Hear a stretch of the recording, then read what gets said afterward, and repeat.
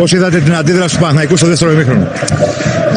Γενικώς νομίζω ότι για μας ήταν τεράστια σημασία να κερδίσουμε σήμερα το παιχνίδι, γιατί πάντα τα Γιάννηνα είναι δύσκολος αντίπαλος για μας, πάντα σε αυτή την έδρα είναι δύσκολα τα παιχνίδια.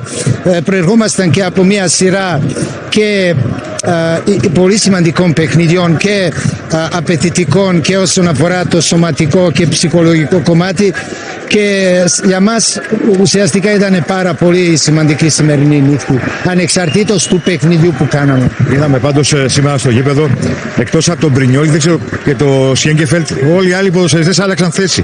Δηλαδή είδαμε τον Αράο να πηγαίνει στη θέση στόπερ, είδαμε αριστερά να παίζει τον Παλάσιος, πάρα πολλές αλλαγές, δεν ξέρω. Εντάξει, πάντα προσπαθήσαμε να βρούμε λύσεις για να μπορούμε να είμαστε λίγο πιο δημιουργικοί, επειδή το παιχνίδι δεν ήταν παιχνίδι πολλών φάσεων. Προσπαθήσαμε να κάνουμε κάτι για να είμαστε λίγο πιο δημιουργικοί.